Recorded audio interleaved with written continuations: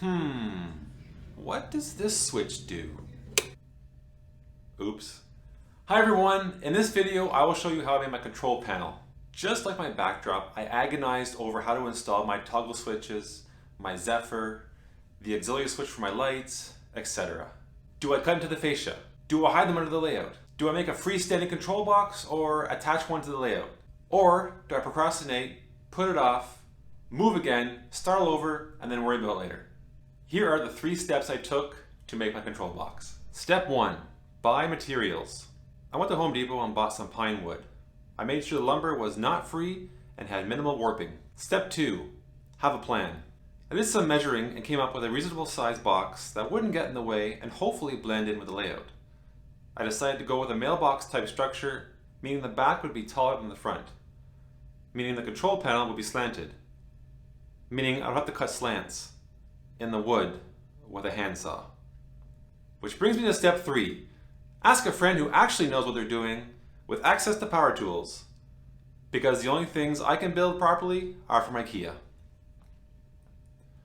I asked a coworker to help me build the box, and he took my design and came up with this. He used a router to make an inside groove for either this fiberglass panel or this wooden panel. My dad had some old black paint, so I used that to paint the box. It's not an ideal paint, but it was free, and that's my favorite price. My original plan did not call for a bottom, but my colleague suggested one so that I could store small items inside.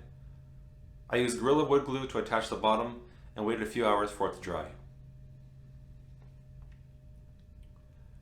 Now that it's built, it's time to install it. Here are the 3 steps I took to install my control box. Step 1. Measure. I decided to put the control panel in front of the yard because it's one of the busiest parts of the layout. It also has a nice little nook for it. I measure the halfway point on the layout and the middle of the box. Step 2. Drill.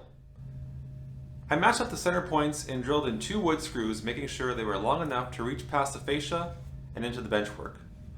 I also made sure not to drill too high, hitting the foam, and not too low, hitting the skirt.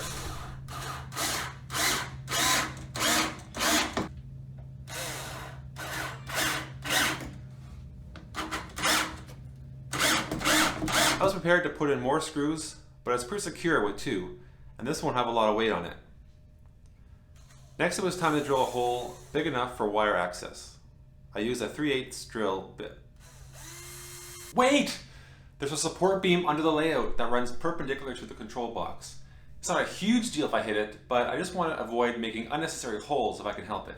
So, I located the support beam and made sure to drill beside it using my 3/8 drill bit.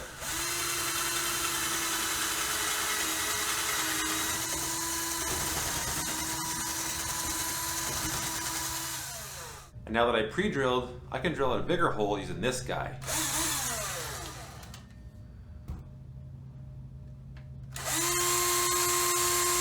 Just kidding. Although, jokes aside, I may want a bigger hole if I need to run bigger wires. Step 3, test. Like I mentioned earlier, I have 2 options to test out for my control panel: fiberglass or wood. Both are great options, but I'm not ready to commit to a full-size panel anyway, so I'm going with my 3rd option, this scrap piece of thin wood. I only have a few toggle switches to install, so I only need half a panel for now. And the other half gives me space to put down tools, my phone, a cup of coffee, or other important objects. Okay, I have the box, it's installed, I have the panel, so all I need now are the controls. I'll be using these inexpensive toggle switches that have an on and off function. I had to make sure that my switch was installed low enough on the panel so that it wouldn't hit the back side of the box. The slanted panel idea may have been a poor choice. Once I found a spot, I drilled a hole big enough for the toggle switch to fit through. This is just my rough draft, so if I make a mistake or it doesn't look good, I'm not too concerned. To install these toggle switches, you put on the hex nut,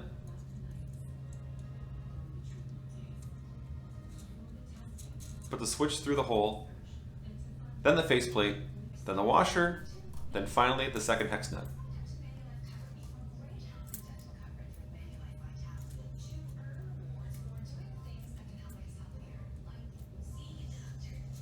This is my temporary setup.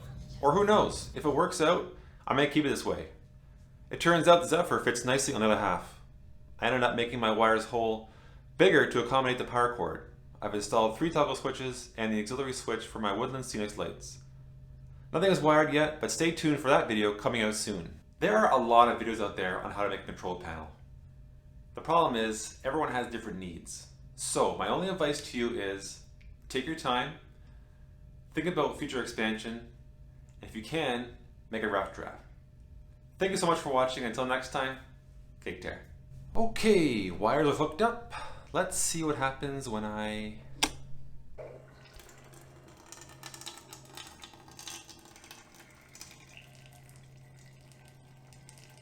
Huh, nothing. How about this one? That's strange. Hopefully this one works.